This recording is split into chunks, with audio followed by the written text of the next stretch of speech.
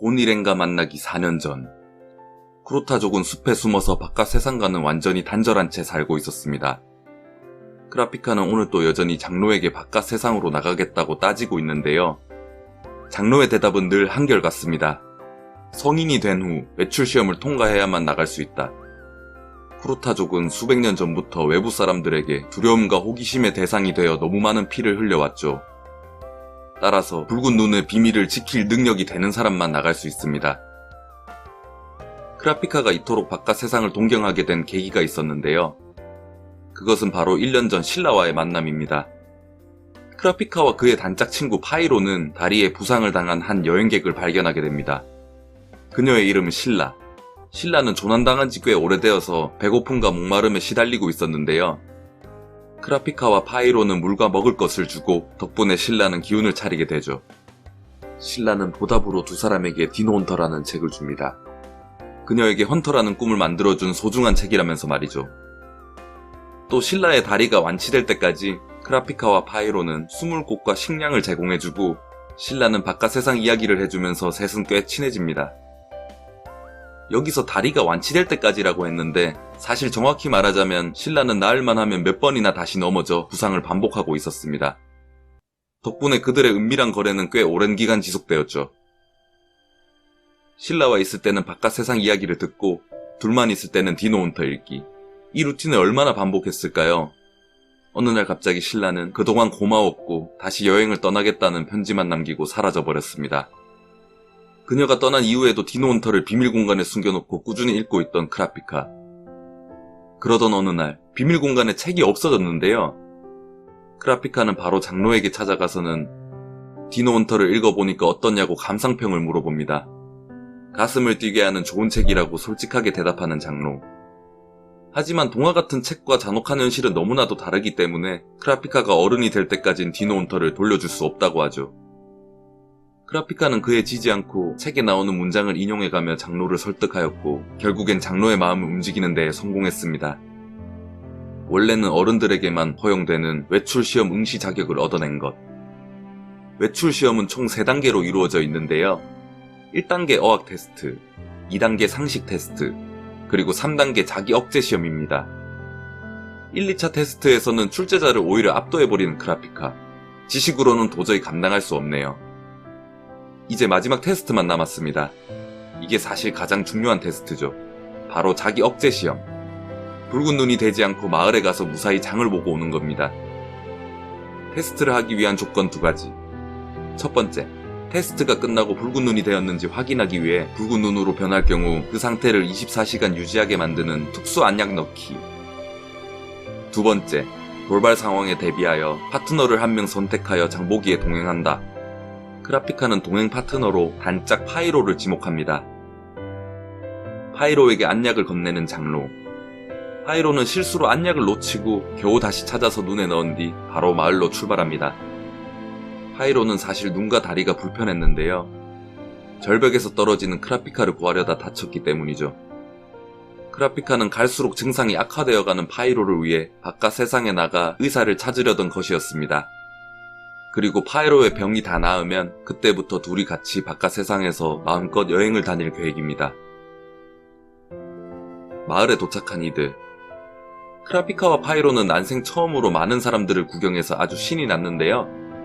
일단 신난 건 좀 억제하고 얼른 백화점으로 가서 목록대로 물품을 사야 합니다. 순조롭게 쇼핑 진행 중. 그런데 그때 갑자기 나타난 양아치 3인조. 그들은 몸이 불편한 파이로에게 시비를 겁니다.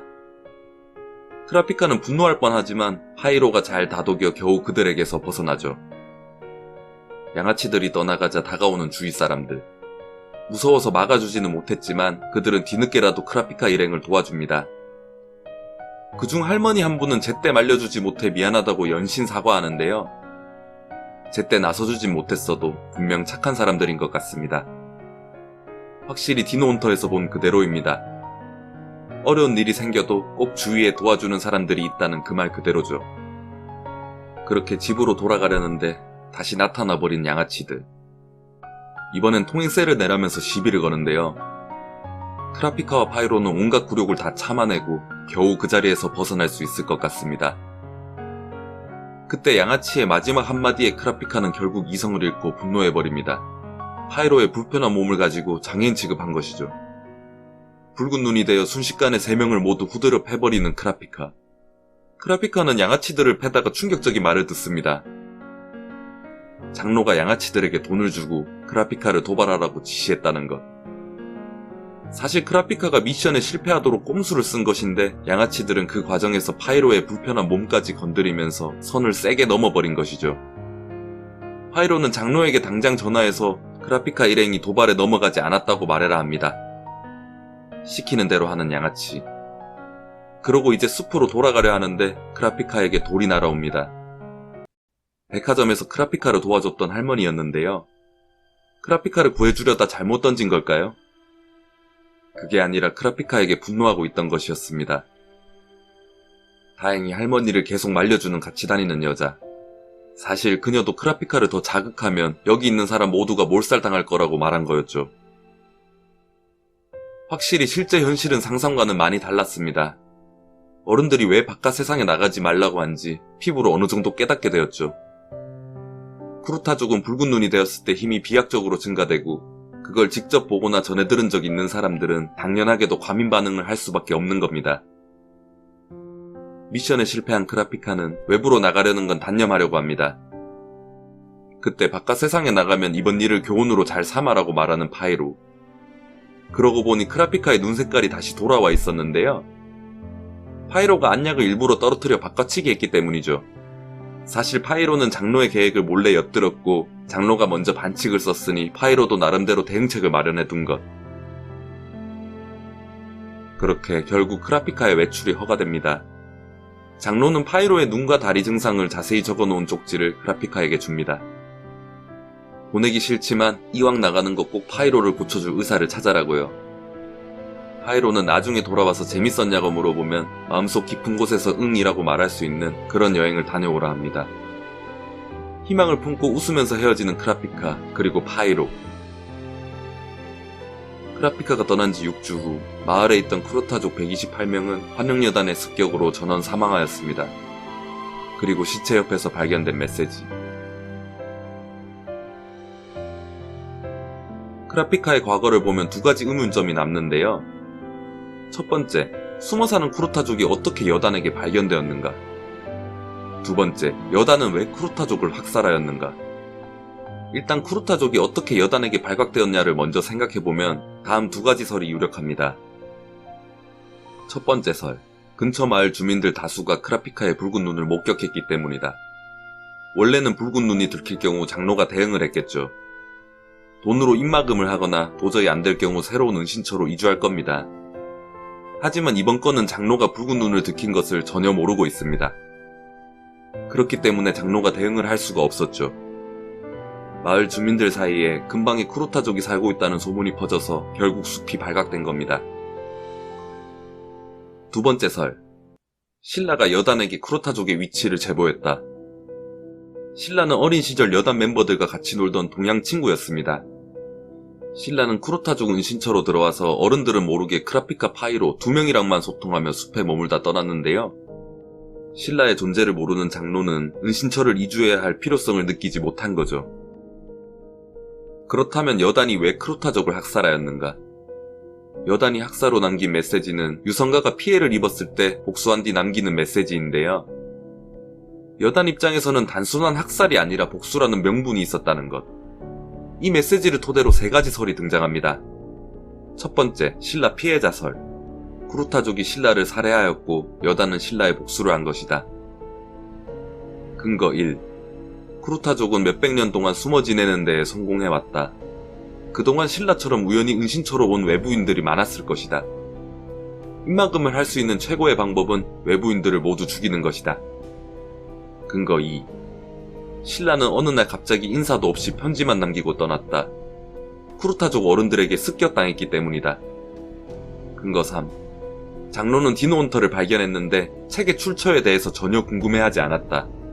책을 준 사람은 쿠르타족 은신처를 알 수도 있는데 장로의 무대응은 부자연스럽다. 신라를 이미 살해하였기 때문에 대응하지 않은 것이다. 근거 4. 크라피카가 신라를 찾으려고 하지 않는다. 크라피카 입장에서는 좋은 의미든 나쁜 의미든 신라를 찾고 싶어하는 게 당연하다.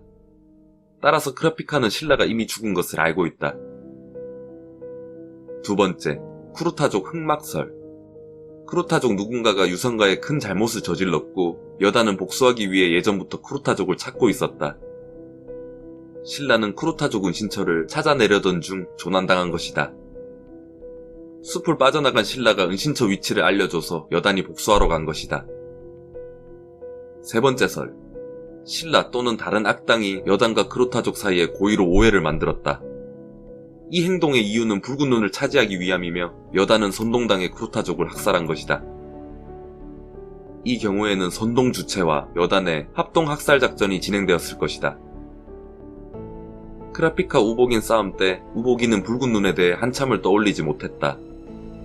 여단은 쿠르타족 습격까지만 도와주었고 붉은 눈을 파내어 팔아치운 주체가 따로 있을 것이다. 이 밖에도 무수히 많은 설들이 존재합니다. 모든 설들은 공통점 하나를 가지고 있습니다. 신라가 쿠르타족과 환영여단 사이에 중요한 인물로 끼어 있다는 점이죠. 토가시가 앞으로 이야기를 어떻게 풀어나갈지 참 기대되네요. 시청해주셔서 감사합니다.